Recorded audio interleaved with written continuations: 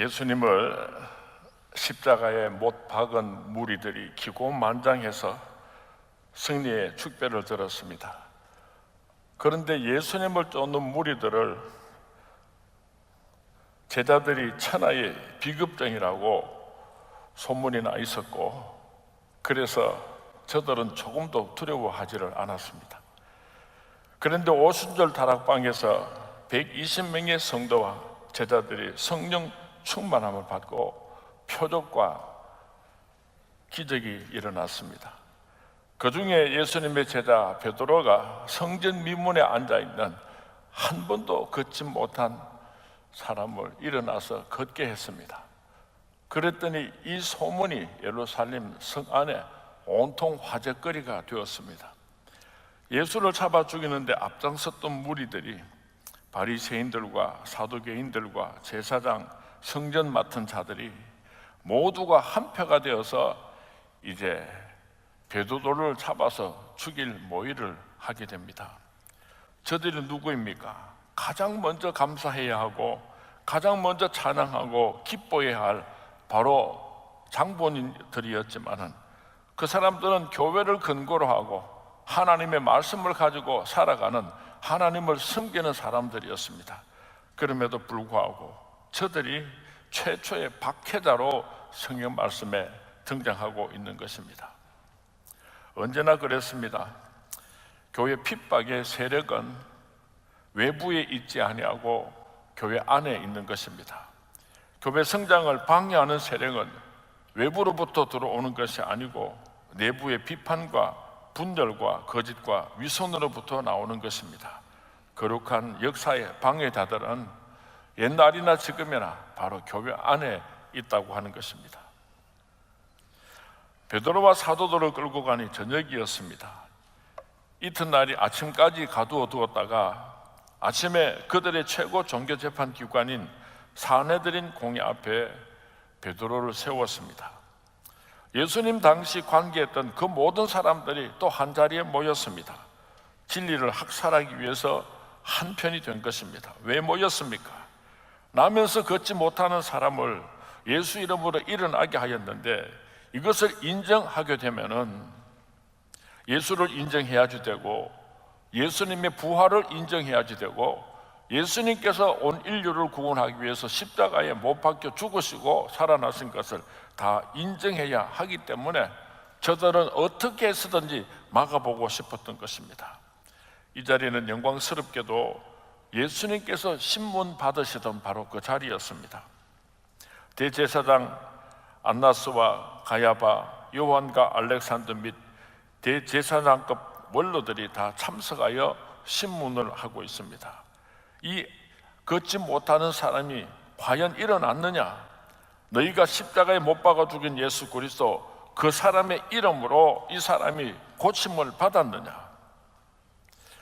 예수 그리스도 위에 그 어떤 이름으로도 구원을 얻을 만한 사람이 없다는 말이 사실이냐?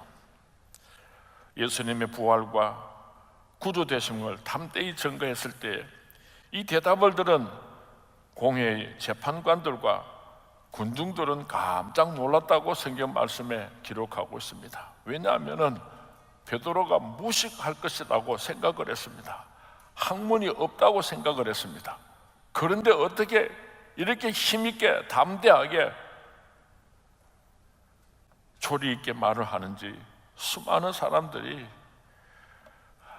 깜짝 놀랐다고 성경 말씀에 기록하고 있습니다. 장로들아, 착한 일에 대하여 너희와 모든 이스라엘 백성들을 알라로 시작하는 이 베드로의 설교는 전날에는 보잘것없는 베드로, 비천한 아이 앞에서 예수를 모른다고 3번씩이나 부인했던 그 베드로가 아니었습니다.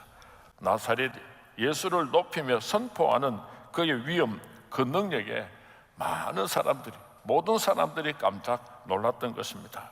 어떻게 베드로가 이렇게 담대하게 외칠 수가 있었는가?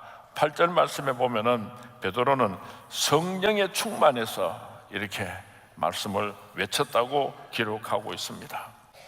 성령에 충만해서 말했다고 하는 것은 자기 자신이나 자기 생각을 표현한 것이 아니라는 뜻입니다. 성령님의 인도하심으로 하나님의 뜻을 선포했던 것입니다.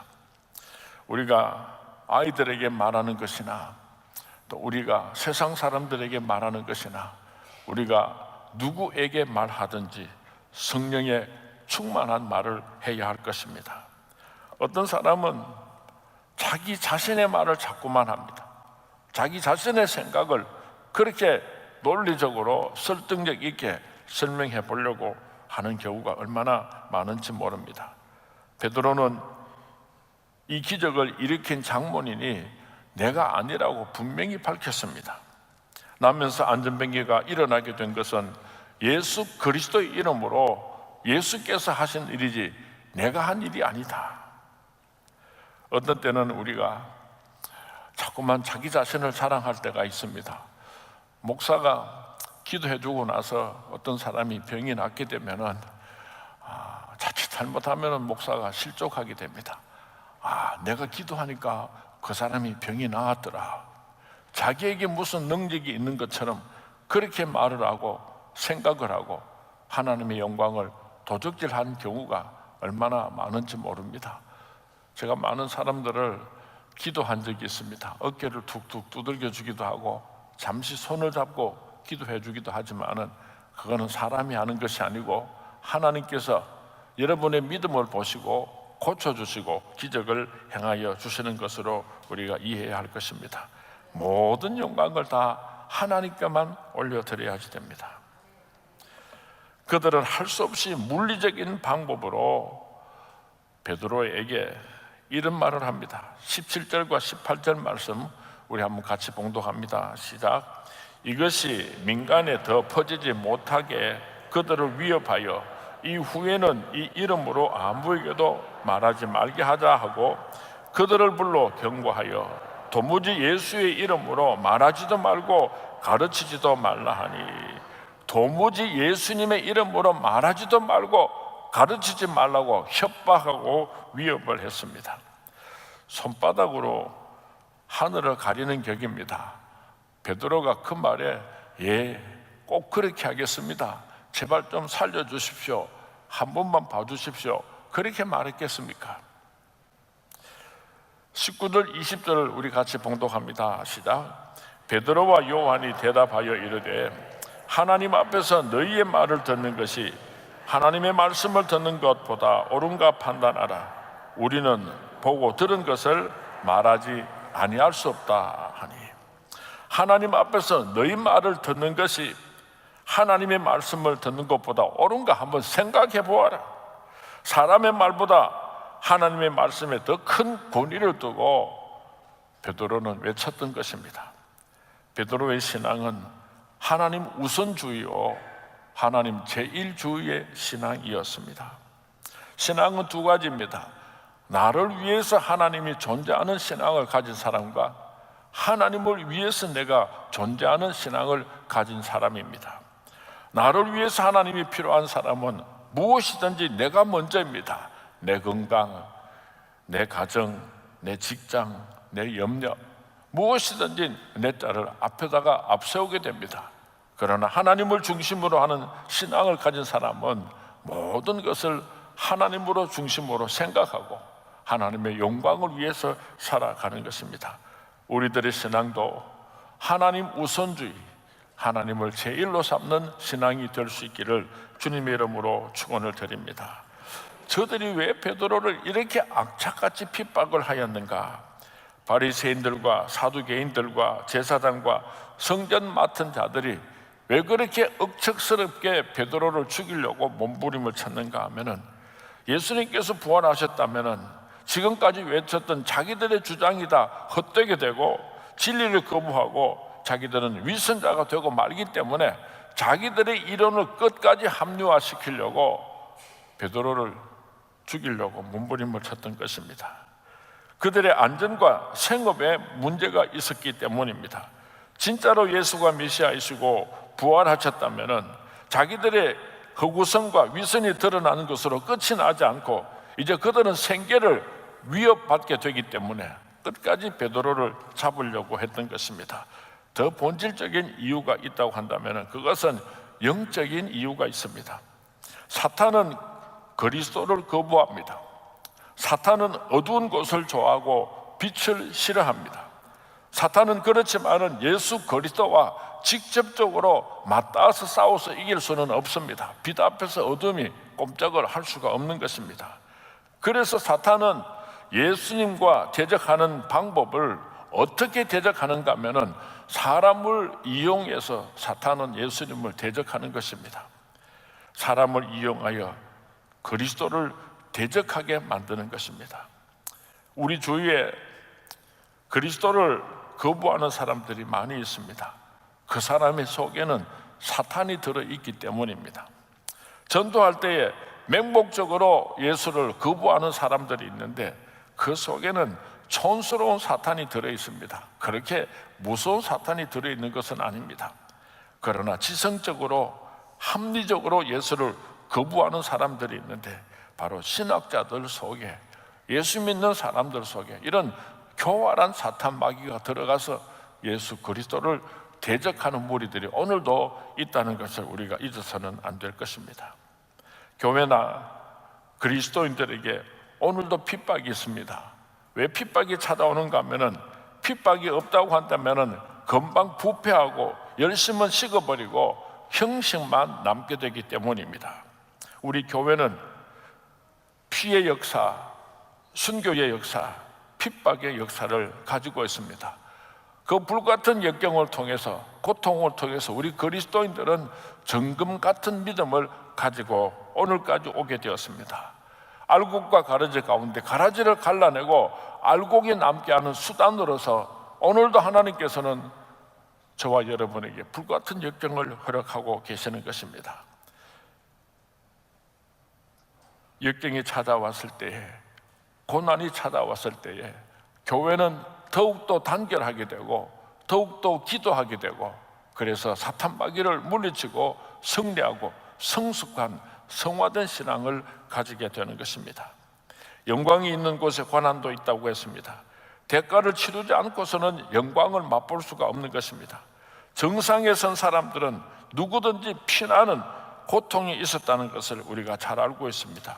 그리스도인들에게는 고난이 있어도 그리스도와 연관되지 않는 고난은 아무런 의미가 없습니다. 내가 잘못해서 고난을 당하는 것이 무슨 의미가 있겠습니까? 그리스도와 관련이 있어서 오늘 내가 핍박과 역경 가운데 살아가고 있다면 기뻐하고 즐거워할 수 있게 되기를 바랍니다. 우리의 신앙은 더욱더 성숙하게 될 것입니다. 고난과 핍박은 무서운 것이 절대로 아닙니다. 그리스도가 내 안에 계시면은 그 어떤 핍박도 도리어 우리에게 축복이 되는 것입니다. 그리스도가 내 안에 있으면은 핍박받을 때 더욱더 우리는 성숙한 그리스도인으로 자라나게 되는 것입니다. 1년 내내 햇빛만 맞는다면은 그 나무는 열매를 맺을 수가 없습니다. 비바람을 통해서 뿌리를 깊이 내릴 때에 든든한 나무가 세워지고 많은 열매를 맺게 되는 것입니다. 최초의 사탄의 공격을 받은 초대교회가 어떻게 그 핍박을 이겨낼 수가 있었는가? 베드로가 재판을 받고 있을 때에 초대교회 성도님들은 함께 모여서 기도를 했습니다. 오늘 본문 23절과 24절 말씀 우리 같이 한번 봉독하겠습니다. 시작. 사도들이 노임에 그 동료에게 가서 제사장들과 장로들의 말을 다 알리니 그들이 듣고 한 마음으로 하나님께 소리를 높여 이르되 대주제여 천지와 바다와 그 가운데 만물을 지은 이시여. 한번 상상해 보시기 바랍니다. 오늘 베드로와 예수님의 제자들이 사내들인 공회 앞에서 지금 재판을 받고 있습니다. 초대교회 성도님들이 함께 모여서 눈물로 기도할 때에 하나님께서 내려보실 때 얼마나 아름다웠겠습니까? 얼마나 하나님께서 영광을 받으셨겠습니까?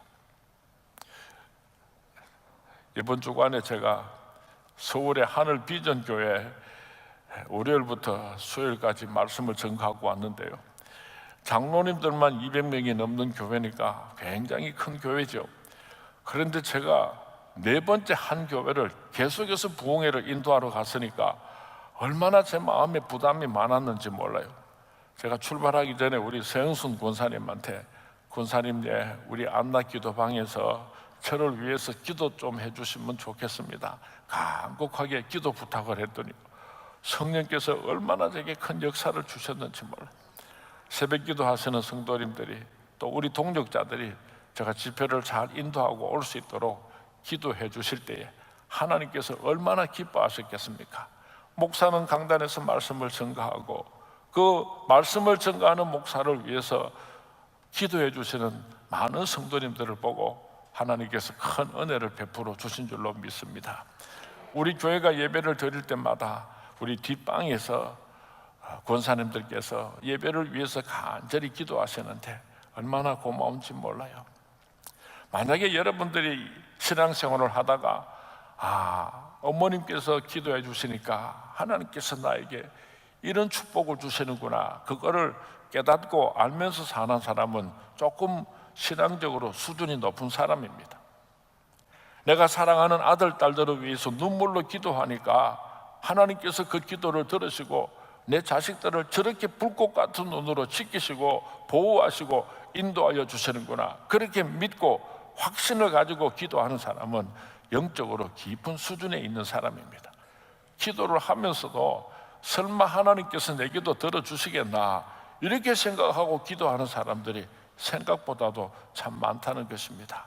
오늘 밤에 우리가 기도할 때에 하나님께서 나의 기도를 들으시고 하나님께서 우리 선문교회의 기도를 들으시고 그 기도를 응답해 주신다는 확신을 가지고 부르짖어 기도할 수 있게 되기를 주님의 이름으로 축원을 드립니다.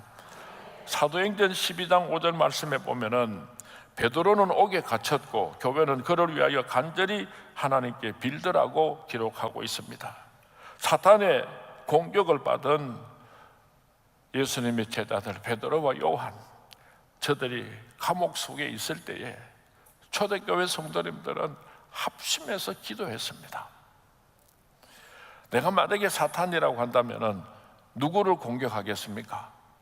물론 권사님, 장로님 누구든지 한 사람을 공격할 수도 있지만은 이 선문교회를 쓰러뜨리려고 한다면 사탄 마귀가 목사를 공격하겠죠.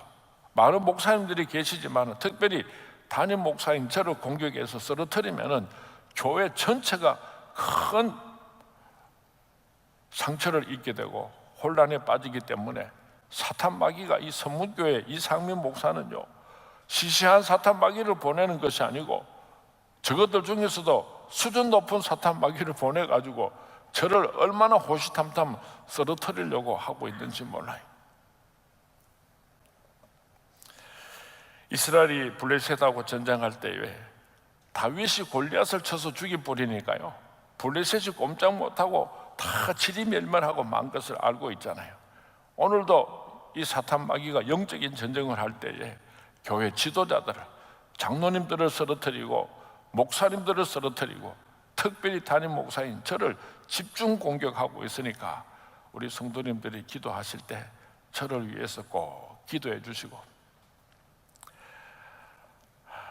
일심으로 합심으로 기도하다가 소리 높여 기도했다고 오늘 성경 말씀에 기록하고 있습니다. 이것은 머리의 기도가 아니고 가슴으로 올려드리는 기도인 것입니다. 이것은 이성적인 기도가 아니고 성령에 충만한 기도이기 때문에 소리 높여서 부르짖어 기도할 수가 있었던 것입니다. 이렇게 합심해서 기도를 하니까 어떤 일들이 일어났는가 하면은 31절 말씀입니다. 우리 같이 한번 봉독합니다. 시작. 빌기를 다음에 모인 곳이 진동하더니 무리가 다 성령이 충만하여 담대히 하나님의 말씀을 전하니라. 모인 곳이 진동했다 그랬습니다. 무리가 다 성령 충만함을 받았다고 했습니다. 담대히 하나님의 말씀을 전하게 되었다고 오늘 성경 말씀에 기록하고 있습니다. 우리 선문교회도 성령의 바람이 불어와서 오늘 밤에 이곳에 성령의 바람이 불어와서 이런 기적이 일어날 수 있게 되기를 주님의 이름으로 축원을 드립니다. 오늘 성경 말씀에 보면은 남자가 5,000명이 하나님께로 돌아왔다고 하니까 여자까지 합치면은 한 10,000명쯤 안 되겠습니까?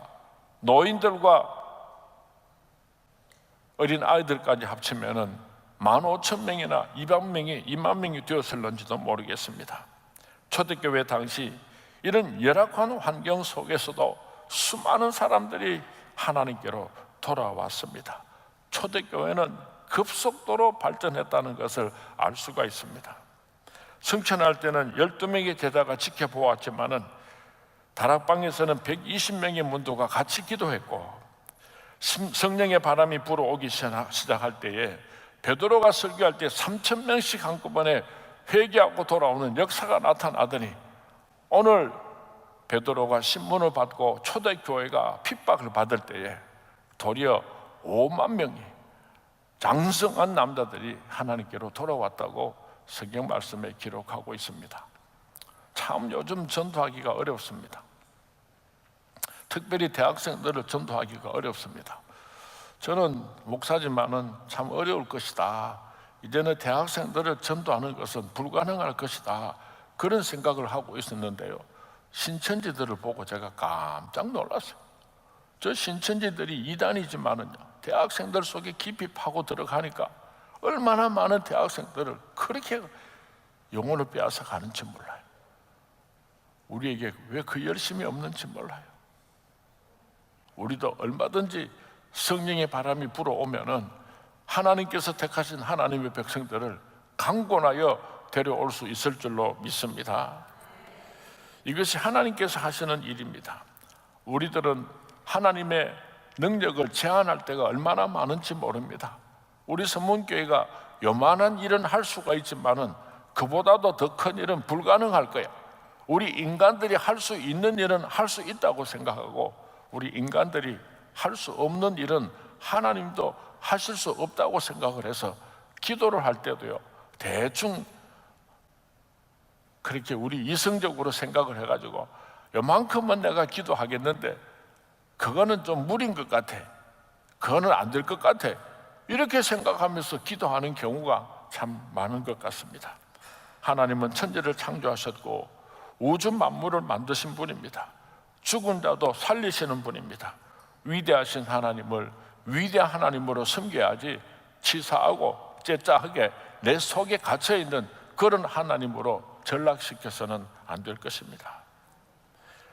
초대교회에 이런 기적이 일어났다면 오늘도 그런 기적이 우리 선문교회 안에서 일어나게 될 줄로 믿습니다. 5,000명을 전도하게 된 비결이 무엇입니까? 성령의 바람이 불어왔기 때문입니다. 전도를 열심히 해서 이루어진 것이 아니라 좋은 조직들을 가지고 있었기 때문이 아니라 다양한 프로그램들이 있었기 때문에 5,000명을 그렇게 전도할 수 있었던 것이 아니라 성령의 바람이 불어오니까, 성령의 바람이 불어오니까 수많은 사람들이 하나님께로 몰려왔던 것입니다. 오늘 밤에 우리가 기도할 때 선문교회에 성령의 바람이 불어오게 하여 주십시오. 하나님, 내 심령에 성령의 바람이 불어오게 하여 주십시오. 우리 가정에 성령의 바람이 불어오게 하여 주십시오. 우리 한국교회에 성령의 바람이 불어오게 하여 주십시오. 우리가 성령의 바람을 위해서 기도해야 할 것입니다.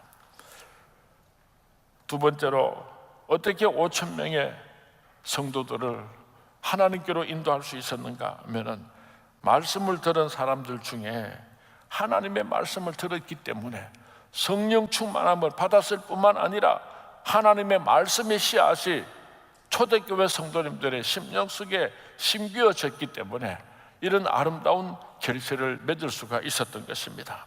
말씀은 씨와 같습니다. 우리의 마음은 밭과 같습니다. 길가에 부러지고 돌짝밭에 부러지고 가시덤불에 부러진 씨앗에서는 열매가 없습니다. 우리들의 심령이 옥토의 심령이 되어서 하나님의 말씀이 선포될 때 아멘 아멘 그 말씀을 받음으로 그 말씀이 자라서 하나님의 나라가 왕성해질 수 있도록 우리 서문의 모든 성도님들이 말씀을 간절히 사모할 수 있게 되기를, 그래서 30배, 60배, 100배의 결실을 맺을 수 있게 되기를 주님의 이름으로 축원을 드립니다.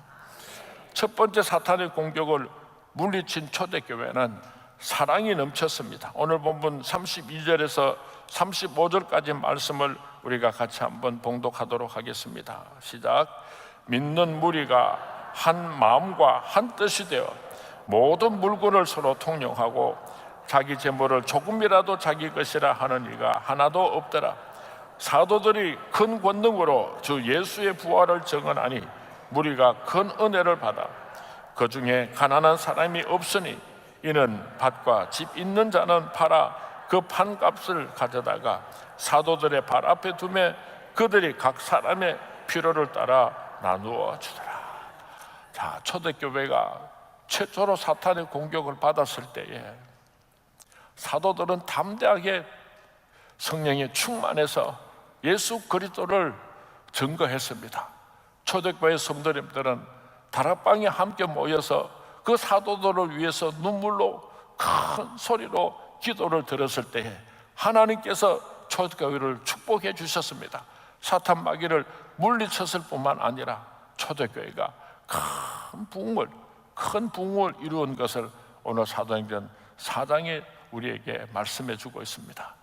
오늘 사도행전 4장 말씀을 제가 오늘 묵상하면서 많은 생각을 했습니다. 성령의 바람이 불어와서 우리 서문교회도 이런 역사가 나타났으면 좋겠다 간절히 기도하는 마음으로 말씀을 전거했습니다.